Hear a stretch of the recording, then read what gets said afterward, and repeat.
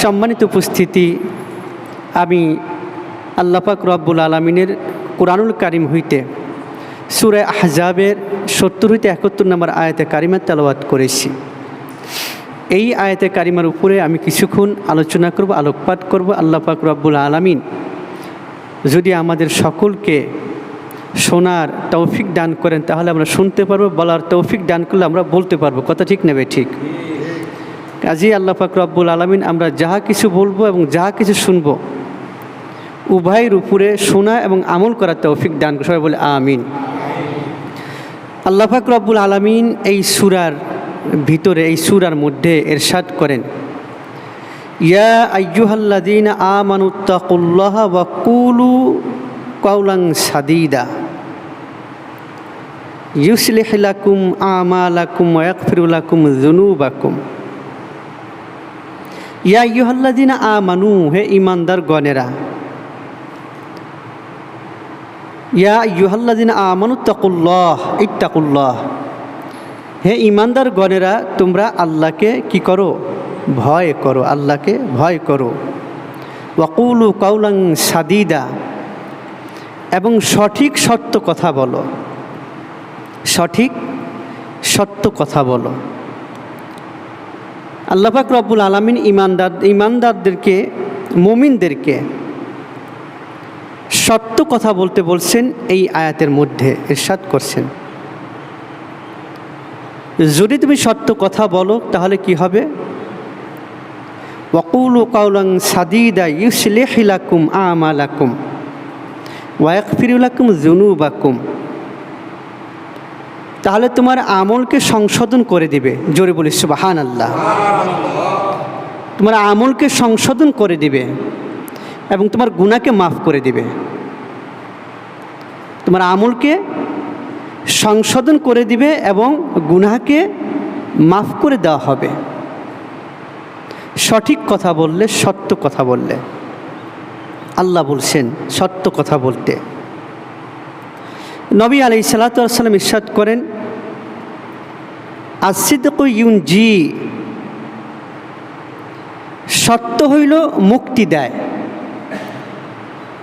ওয়াল কিযবু ইউহলিক, এবং মিথ্যা ধ্বংস করে দেয়। বলি নাউজুবিল্লাহ। আও কামা ক্বালা নবী সাল্লাল্লাহু আলাইহি সাল্লাম। আস-সিদকু ইউনজি, সত্য মানুষকে মুক্তি দেয়। ওয়াল কিযবু ইউহলিক, আর মিথ্যা ধ্বংস করে দেয়। অর্থাৎ সত্য মানুষকে মুক্তি দেয় এবং মিথ্যা মানুষকে ধ্বংস করে দেয়, মিথ্যা মানুষকে ধ্বংস করে দেয়। আফসোস এবং পরিতাপের বিষয় হলো, নবী আলাইহিস সালাতু ওয়াস সালাম এই কথা কত শত বৎসর আগে বলে গেছেন, এই হাদিস বর্ণনা করে গেছেন। ওলামায়ে কেরাম এই হাদিস বর্ণনা করে, আমরা মুসল্লিয়ানে কেরাম যারা আছি আমরা এই হাদিস শুনি। বিভিন্ন মাহফিলে, জুমার বয়ানে এই আলোচনা হয় কি হয় না? এই হাদিস আলেমরা বলেন কি বলেন না? এই হাদিস আলেমরা বলেন, বয়ান করেন যে সত্য মানুষকে সত্য মুক্তি দেয়, মিথ্যা ধ্বংস করে দেয়। অর্থাৎ সত্য মানুষকে মুক্তি দেয়, মিথ্যা মানুষকে ধ্বংস করে দেয়। এই হাদিস তো আমরা সবাই শুনি, জানি। এরপরেও আমরা অহরহর অবলীলায় মিথ্যা বলে যাচ্ছি। কথা ঠিক নেবে ঠিক? মিথ্যা বলতে বলতে নিজেরা ধ্বংস হচ্ছে এবং অপরজনকে ধ্বংস করে দিচ্ছি। সমাজ এমন একটা পরিস্থিতি দাঁড়ায় গেছে যে মানুষ 100 ভাগ মানুষের মধ্যে 60 ভাগ মানুষই এখন মিথ্যা বলে। 100 ভাগ মানুষের মধ্যে 60 ভাগ মানুষই এখন মিথ্যা বলে। এই যে সমাজের অবক্ষয়, সমাজের পতন, সমাজের ভিতরে বিশৃঙ্খলা সৃষ্টি হয়, ঝগড়া হয়, মারামারি হয়, এর একমাত্র কারণ হইল আমরা মিথ্যার আশ্রয় নিয়ে মিথ্যা বলি, যার কারণেই এই সমাজের ভিতর বিশৃঙ্খলা সৃষ্টি হয়। কথা ঠিক নেবে ঠিক? ভাই ভাই মারামারি হয়, আত্মীয়ের মধ্যে ঝগড়া হয় এবং সমাজের অবক্ষয় ঘটে। অবলীলে আমরা মিথ্যা বলে থাকি, মিথ্যা সাক্ষী দিয়ে থাকি, মিথ্যা প্রতারণা করে থাকি। মিথ্যার আশ্রয় নিয়ে থাকি। অনেকে নিজেকে মূল্যায়ন করার জন্য মিথ্যা বলে থাকি, আমি অমুক, আমি সমুক। আবার অনেকে নিজের ফায়দা লোটার জন্য মিথ্যা বলে থাকে। কিন্তু আমরা এতটুকু চিন্তা করি না যে একটা মিথ্যা কথা বলার কারণে আমার আমল নামায় কবিরা গুনাহ উঠে যাচ্ছে। কথা ঠিক নেবে ঠিক?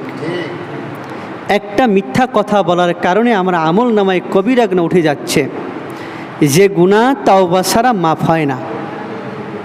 গুনাহ কবিরা তাওবা ছাড়া মাফ হয় না, যেটা তাওবা ছাড়া মাফ হবে না। আমরা দুষ্টামি করতে করতে মিথ্যা কথা বলে থাকি, আমরা হাসি ঠাট্টা করতে করতে মিথ্যা কথা বলে থাকি, বন্ধুদের মহলে আপনার আমার আড্ডা দেওয়ার সময় আমরা মিথ্যা কথা বলে থাকি, এবং অনেক সময় আমরা আমাদের পিতা মাতা, উস্তাদ, আপনার উস্তাদ এবং মুরব্বীদের কাছেও আমরা মিথ্যা কথা বলে থাকি। এই যে মিথ্যা কথা বলি, একটা মিথ্যা কথার কারণে আরেকজন মানুষের জীবন ধ্বংস হয়ে যেতে পারে। কথা ঠিক না বেঠিক? একটা মিথ্যা কথা বলার কারণে একজন মানুষের জীবন ধ্বংস হয়ে যেতে পারে। একটা মিথ্যা সাক্ষী দেওয়ার কারণে একজন মানুষের যাবজ্জীবন জেল হয়ে যেতে পারে। একটা মিথ্যা সাক্ষী দেওয়ার কারণে মানুষের ফাঁসি হয়ে যেতে পারে। পারে কি পারে না?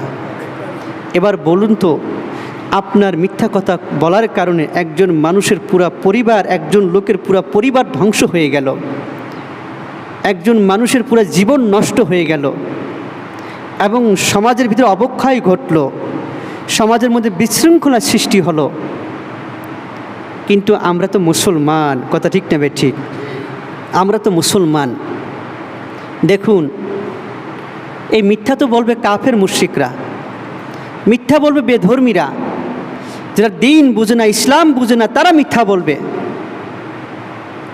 কিন্তু আজকে আমরা মুসলমান হয়ে মিথ্যা কথা বলতেছি, অথচ আমাদের নবী আলাইহিসসালাতু ওয়াসসালাম তার পুরা জিন্দিগিতে একটা মিথ্যা কথাও বলেন না। জোরে বলি সুবহানাল্লাহ।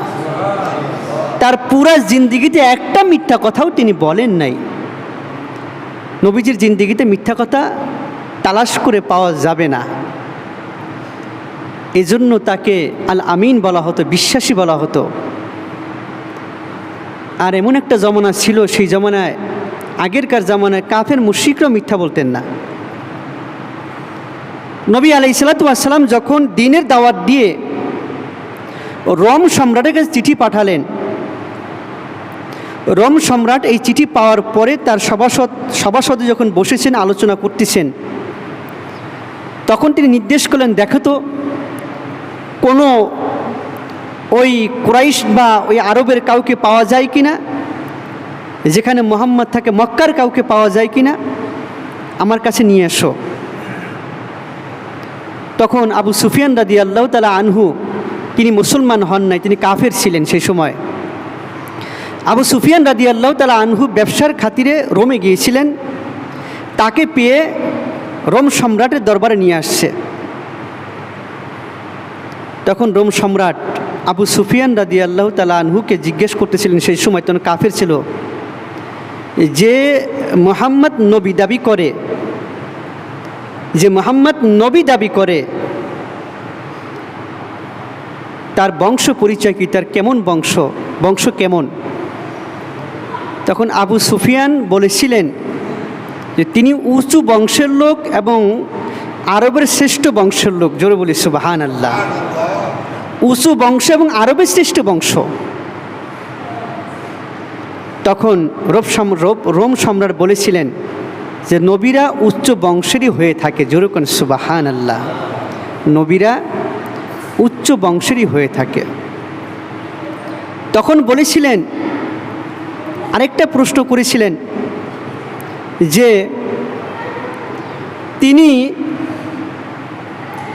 তিনার নবুয়াত, তিনার পিতা মাতা বা তার পূর্বপুরুষ তারা রাজা বাদশাহ ছিল কিনা।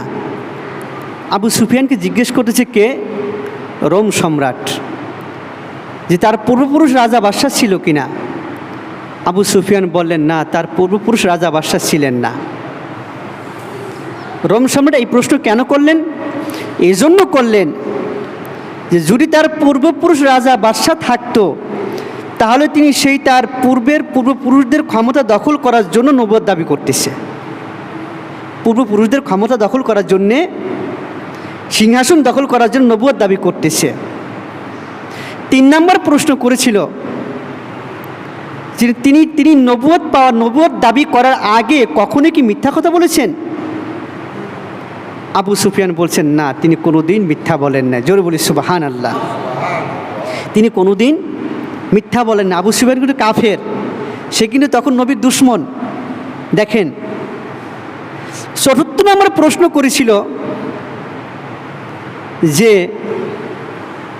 তেনার যে সাহাবি হয় তারা কি উচ্চপদস্থ নেতৃস্থানীয় কোনো লিডার, নেতা? আবু সুফিয়ান বলছেন, না, তারা নেতা না, নেতৃস্থান না। তার কাছে যারা সাহাবি হচ্ছেন, মুসলমান হচ্ছেন, তারা সবাই নিম্ন শ্রেণীর সাধারণ মানুষ, গরিব মানুষ। জোরে কোন সুবহানাল্লাহ।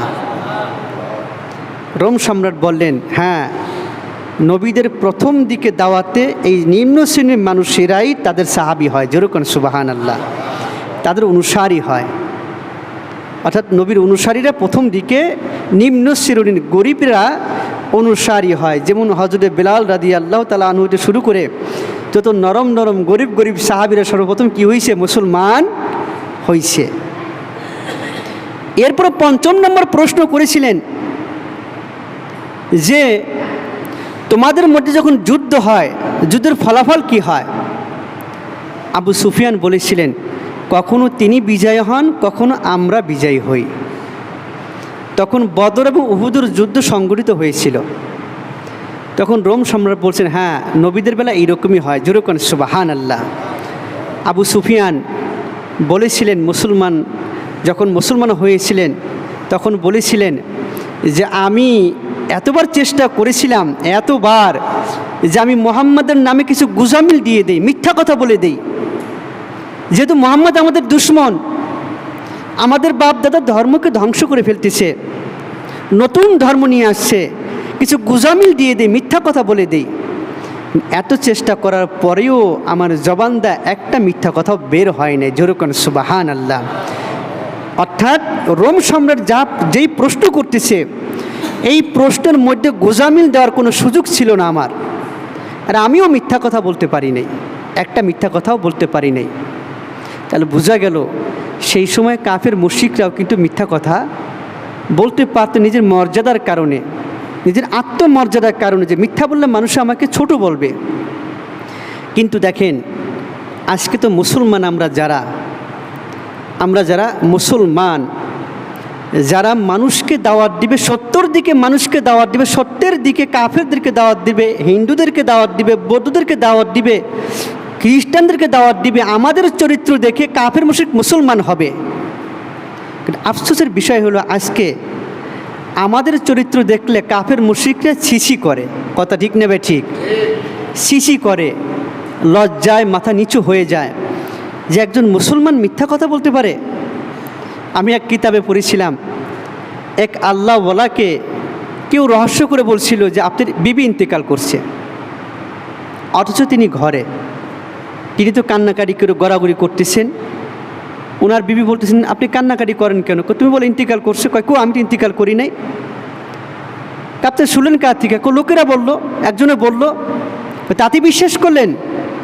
মুসলমান মিথ্যা কথা বলতে পারে, এটা তো আমার বিশ্বাসই হয় না। যেরকম সুবহানাল্লাহ। মুসলমান যে মিথ্যা কথা বলবে, এটা তো আমার একই নাই, এটা তো আমার অন্তরে নাই যে মুসলমান মিথ্যা কথা বলবে, এটা তো বিশ্বাসই করা যায় না। মুসলমান তো মিথ্যা কথা বলতে পারে না।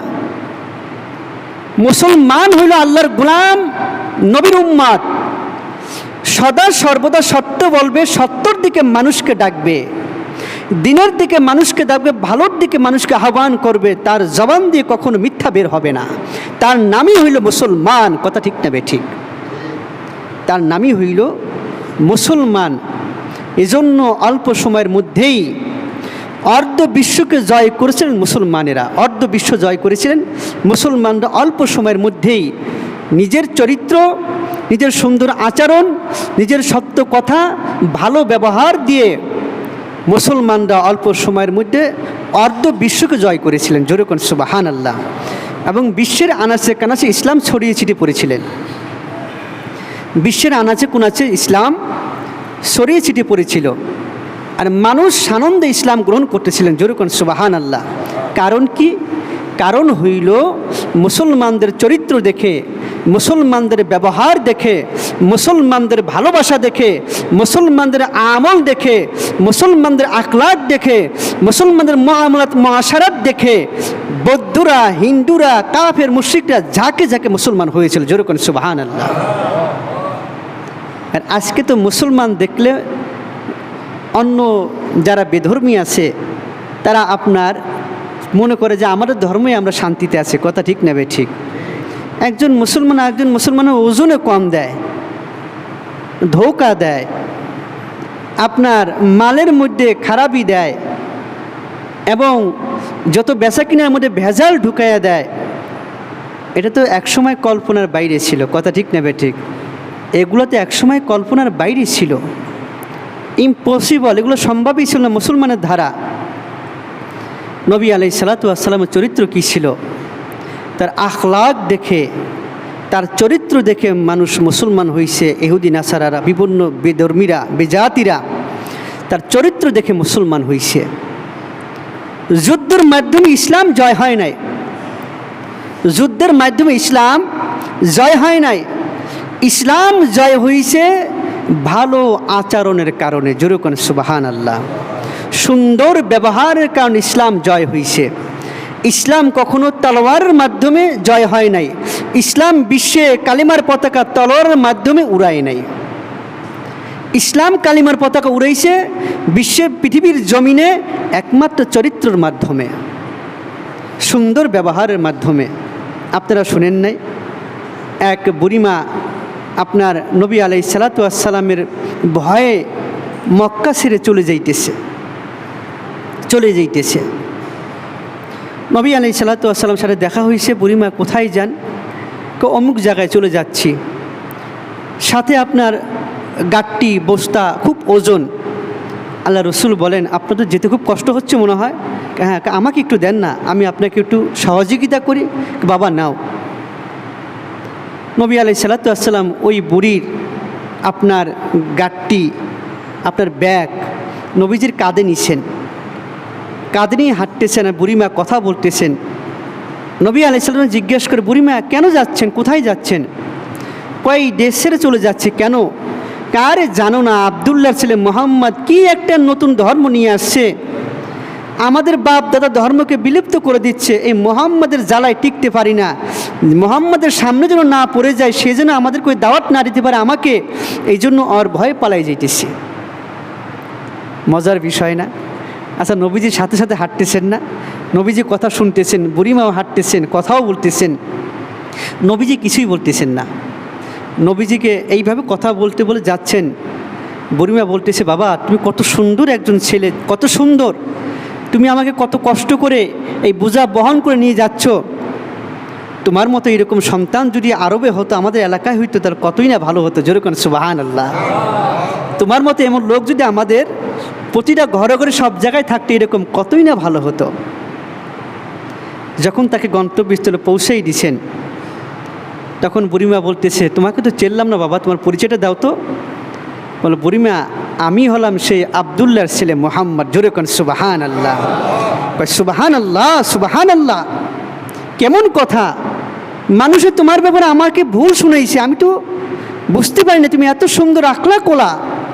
নিশ্চয়ই তুমি সত্য নবী, নিশ্চয়ই তুমি আল্লাহর পয়গাম্বার, তুমি আমাকে কালিমা পড়াই দাও। জোরে কোন সুবহানাল্লাহ। বলে, লা ইলাহা ইল্লাল্লাহু মুহাম্মাদুর রাসূলুল্লাহ। ইসলাম তো বিজয় হয়েছে আখলাকের মাধ্যমে, ইসলাম তো বিজয় হয়েছে সত্যের মাধ্যমে, সত্য কথার মাধ্যমে। ইসলাম কখনো তরোয়ালের মাধ্যমে বিজয় হয় নাই, ইসলাম কখনো জবরদস্তির মাধ্যমে বিজয় হয় নাই, ইসলাম ভালোবাসার মাধ্যমে বিজয় হয়েছে। কথা ঠিক না বে ঠিক? রোমের রাষ্ট্রদূত, রোম সরকার হযরত ওমর রাদিয়াল্লাহু তাআলা আনহুর জামানায় হযরত ওমর রাদিয়াল্লাহু তাআলা আনহুর জামানায়, তিনি তখন খলিফা, রোম তার রাষ্ট্রদূতকে পাঠাইছে খলিফার কাছে, অর্ধজাহানের বাদশাহ রোমের রাষ্ট্রদূত ওমর রাদিয়াল্লাহু তাআলা আনহুর সাথে সাক্ষাৎ করতেছে, খলিফাতুল মুসলিমিনের সাথে সাক্ষাৎ করতে আসছেন। যখন মদিনায় আসছেন, দেখেন যে কোনো প্রাসাদ দেখা যায় না, কোনো রাজত্ব দেখা যায় না, অট্টালিকা দেখা যায় না, রাজপ্রাসাদ বিশাল বড় থাকার কথা। এত বড় বাদশাহ, অর্ধজাহানের বাদশাহ, সে তার রাজপ্রাসাদ থাকবে, অনেক বড় অট্টালিকা থাকবে, সৈন্য সামন্ত থাকবে, কিন্তু কিছুই দেখা যায় না। লোকদেরকে জিজ্ঞেস করে, আচ্ছা আপনাদের বাদশাহ খলিফাতুল মুসলিমিন, তার রাজপ্রাসাদটা কোন দিকে? কয় সামনে যান। যেরকম সুবহানাল্লাহ। তাকে পাবো কোথায়? কয় সামনে যান। গেছে, যাওয়ার পর আরেকজনে জিজ্ঞেস করছে, কয় যান, ওই গিয়ে দেখবেন ওই মদিনার গোরস্থানের পাশে তিনি আছেন। যেরকম সুবহানাল্লাহ। গিয়ে দেখে ওমর রাদিয়াল্লাহু তাআলা আনহু একটা লুঙ্গি মোড়া দিয়ে মাটিতে শুয়ে রয়েছে। যেরকম সুবহানাল্লাহ। একটা লুঙ্গি মোড়া দিয়ে, ছেঁড়া কাপড় পরে মাটিতে শুয়ে আছে। এই অবস্থা যখন এই রোমের রাষ্ট্রদূত দেখলেন, ওমর রাদিয়াল্লাহু তাআলা আনহুর সামনে যখন গেছেন, ওমর রাদিয়াল্লাহু তাআলা আনহুকে যখন কৌশল বিনিময় করছেন, ওমর রাদিয়াল্লাহু তাআলা আনহু যখন ওই রাষ্ট্রদূতের দিকে তাকাইছেন, ওমর রাদিয়াল্লাহু তাআলা আনহুর চেহারা দেখার সাথে সাথে ওই রাষ্ট্রদূতের অন্তরের মধ্যে ভয় শুরু হয়ে গেছে। যেরকম সুবহানাল্লাহ। থর করে কাঁপা শুরু করছে, কাঁপতেছে। তখন তিনি বলতেছেন, আমি এত বড় বড় বাদশাদের রাজপ্রাসাদে গিয়েছি, এত বড় বড় বাদশাদের সামনে গিয়েছি, কিন্তু এই ব্যক্তির চেহারার দিকে তাকানোর পরে আমার অন্তরে যে ভয় সৃষ্টি হলো, এইরকম ভয় আমি কোথাও গিয়ে পাই নাই। যেরকম সুবহানাল্লাহ। নিশ্চয়ই এই ব্যক্তির সাথে সৃষ্টিকর্তার সম্পর্ক আছে, আরশ আল্লাহর সাথে তার সম্পর্ক আছে, আরশের মালিকের সাথে তার সম্পর্ক আছে। নিশ্চয়ই ইসলাম সত্য ধর্ম। তিনি ওমর রাদিয়াল্লাহু তাআলা আনহুকে বলেন যে আপনি আমাকে মুসলমান বানিয়ে দেন। যেরকম সুবহানাল্লাহ। রোমের রাষ্ট্রদূত পড়েন কালেমা তাইয়্যিবা লা ইলাহা ইল্লাল্লাহু মুহাম্মাদুর রাসূলুল্লাহ। তলোয়ারের মাধ্যমে ইসলাম বিজয় হয়েছে, জোর জবরদস্তির মাধ্যমে, ভালোবাসার মাধ্যমে, আখলাকের মাধ্যমে, সুন্দর চরিত্রের মাধ্যমে, ভালো মুআমালাত মুআশারাতের মাধ্যমে ইসলাম বিজয় হয়েছে। মানুষ মুসলমানদের চেহারা দেখার ফলেই আপনার তাদের চেহারার দিকে তাকাইলেই মনে হয় যেন মুসলমান হয়ে যায়। সেই সময়ের অবস্থা এরকম ছিল। একজন মুসলমানের থেকে আরেকজন মুসলমান বড় নিরাপদ ছিল, বড় আমান ছিল। মুসলমান কোনো রাস্তা দিয়ে হেঁটে গেলে চেনা যেত এটা মুসলমান এখান দিয়ে গিয়েছে। মুসলমান কোনো জায়গায় মল ত্যাগ করলে বোঝা যাইতো এখানে মুসলমান মল ত্যাগ করছে। কিভাবে? ঢিলা কুলুপ ব্যবহার করত। আর ঢিলা কুলুপ ব্যবহার করে নবীর সুন্নাত, কথা ঠিক নেবে ঠিক। এই ঢিলা কুলুপ আর কোনো ধর্মে ব্যবহার করে না, মুসলমানরা ব্যবহার করে, কথা ঠিক নেবে ঠিক। মুসলমানদের মল দেখার পরেও বুঝতে পারতো এটা মুসলমানের মল। তাহলে বুঝেন মুসলমান কারে কয়, আর মুসলমান কেমন হওয়া উচিত ছিল। আমি বলতেছিলাম যে সদা সত্য কথা বললে, নবীজি যে হাদিস বলছেন, আসিদকু ইউনজি ওয়াল কিযবু ইহলিক, সত্য মানুষকে মুক্তি দেয় এবং মিথ্যা মানুষকে ধ্বংস করে দেয়। অর্থাৎ সত্য মুক্তি দেয়, মিথ্যা ধ্বংস করে দেয়। অর্থাৎ সত্য মানুষকে মুক্তি দেয়, মিথ্যা মানুষকে ধ্বংস করে দেয়।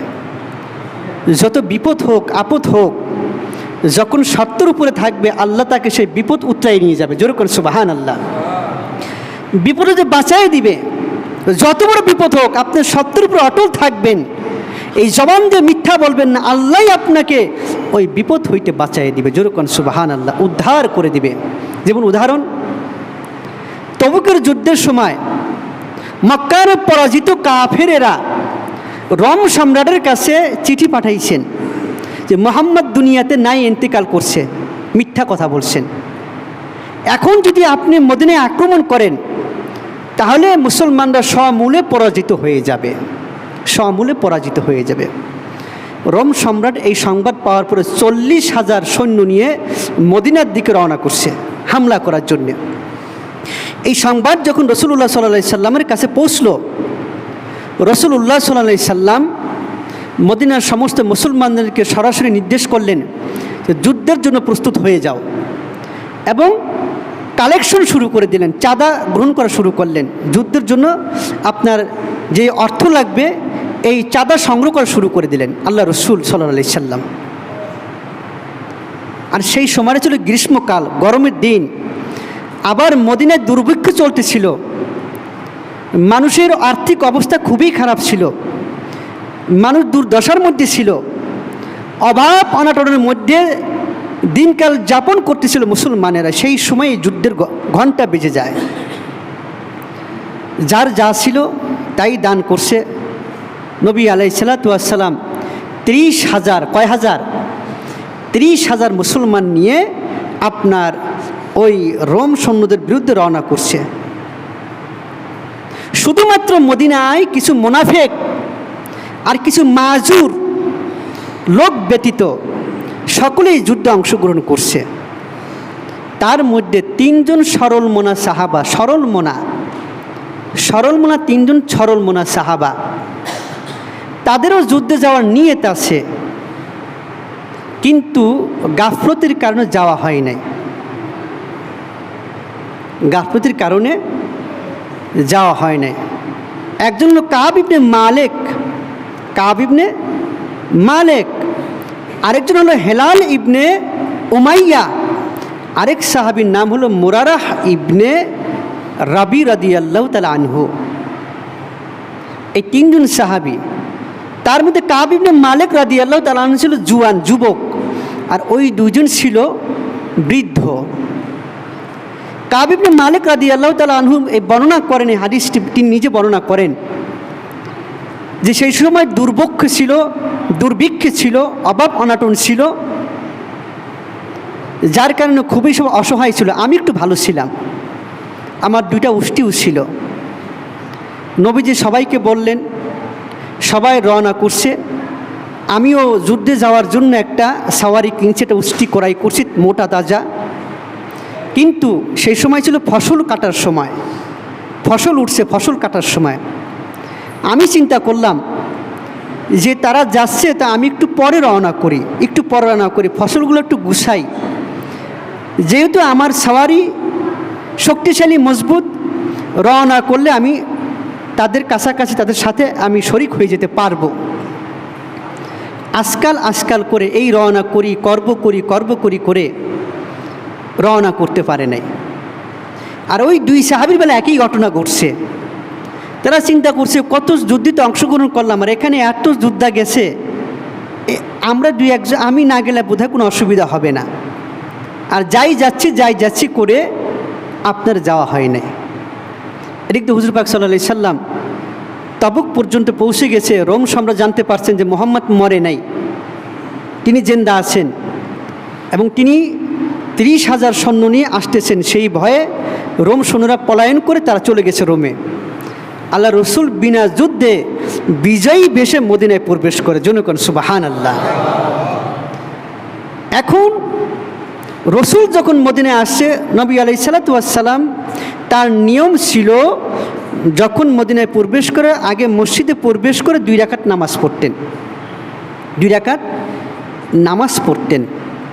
নামাজ পড়ে যখন বসছেন, এখন ওই যে মুনাফিক যারা যায় নাই, এরপরে আপনার বিভিন্ন যারা যায় নাই, এরা রসুলের কাছে এসে বিভিন্ন জন মিথ্যা কথা বলতেছে, হুজুর আমার এই অসুবিধা, সেই অসুবিধা, মিথ্যা অজুরখাই করতেছে। আর নবীজি বলেছে, ঠিক আছে যাও। এখন ওই 3 সাহাবী তারা চিন্তা করছে যে আসলে আমাদের ব্যাপারটা ভুল হয়ে গেছে, ব্যাপারটা কি অন্যায় হয়ে গেছে। সমস্ত সাহাবীরা গেল, আমরা গাফলতির কারণে যেতে পারলাম না, এখন কি উপায় করি, নবীজির সামনে গিয়ে চেহারা দেখাবো কিভাবে, চিন্তায় পড়ে গেছে। কাব ইবনে মালিক রাদিয়াল্লাহু তাআলা আনহু বলেন, আমি আমার ঘরে যারা ছিল তাদের সাথে পরামর্শ করছি কি বলা যায়। কেউ বলেন, যাও কিছু গুজামিল দিয়ে মিথ্যা কথা বলে চলে বাচ্চা আসো, সবাই তো বলতেছে। কাব ইবনে মালিক রাদিয়াল্লাহু তাআলা আনহু বলেন, না আমি মিথ্যা বলবো না, যা হওয়ার হবে আমি সত্যই সত্যই বলবো, যেরকম সুবহানাল্লাহ, যা হওয়ার হবে আমি সত্যই বলবো। কাব ইবনে মালিক রাদিয়াল্লাহু তাআলা আনহু যখন রাসূলের দরবারে গেছেন, নবীজিকে সালাম করছেন, নবীজি কাব ইবনে মালিক রাদিয়াল্লাহু তাআলা আনহুর দিকে একটু চাইছেন, চাইয়ে একটু মিষ্টি হাসছেন, হেসে আবার মুখটা আরেক দিকে ঘুরাই ফেলছেন, মুখটা আবার বেজার করে ফেলছেন। কাব ইবনে মালিক রাদিয়াল্লাহু তাআলা আনহু বুঝতে পারছেন নবীজি তার সালামের উত্তর নেন নাই, জবাব দেন নাই। বুঝতে পারছেন নবীজি বড় কষ্ট পাইছে। কারণ যারা কাছের মানুষ তারা ভুল করলে বড় কষ্ট পায়, কথা ঠিক না ঠিক? আর মুনাফিকরা অন্যায় করলে ওটা কষ্টের দুঃখের বিষয় না, এরা সাহাবী, ভুল করে ফেলছে। আর রাসূল তবুকে গিয়ে কাব ইবনে মালিকের কথাও জিজ্ঞেস করে, সে আসে নাই কেন? কাব ইবনে মালিক রাদিয়াল্লাহু তাআলা আনহু, ইয়া রাসূলুল্লাহ, আমি ইসলামের উপরে আমার কোনো সন্দেহ পয়দা হয় নাই, আমি ইসলাম হইতে বাহিরও হয়ে যাই নাই, কিন্তু ইয়া রাসূলুল্লাহ আমার ভুল হয়ে গেছে, আমার অপরাধ, আমি গাফলতের কারণেই যেতে পারি নাই। নবীজি বললেন, তুমি না একটা উষ্টি ক্রয় করছিলে যুদ্ধে যাওয়ার জন্যে? হ্যাঁ ইয়া রাসূলুল্লাহ, ক্রয় করেছিলাম, তো গেলে না কেন? ইয়া রাসূলুল্লাহ আমার অপরাধ। নবীজি বললেন, তুমি যাও। নবীজি ঘোষণা করে দিলেন যে এর সাথে কেউ কোনো কথা বলবা না, কোনো সম্পর্ক রাখবা না, কোনো বেচা কিনা করবা না, কিছু কোনো কথা কোনো সম্পর্ক রাখবা না। কাব ইবনে মালিক রাদিয়াল্লাহু তাআলা আনহু যখন এই ঘোষণা শুনলেন, তিনি চিন্তিত হয়ে গেলেন, অস্থির হয়ে গেলেন, উপায় কি আমার? আত্মীয় স্বজন, ভাই বেরাদার, বিবি কেউ কথা বলে না। ওদিক দিয়ে শুনলেন যে ওই দুই সাহাবীর বেলাও একই রায়, তারাও রাসূলের দরবারে গেছে কিন্তু মিথ্যা বলে নাই। কি বলে নাই? যে হেলাল ইবনে উমাইয়া এবং মোরারাহ ইবনে রাবি রাদিয়াল্লাহু তাআলা আনহু, তারা মিথ্যা বলেন, তারা একই কথা, ইয়া রাসূলুল্লাহ আমাদের ভুল হয়ে গেছে, গাফলতি করছি।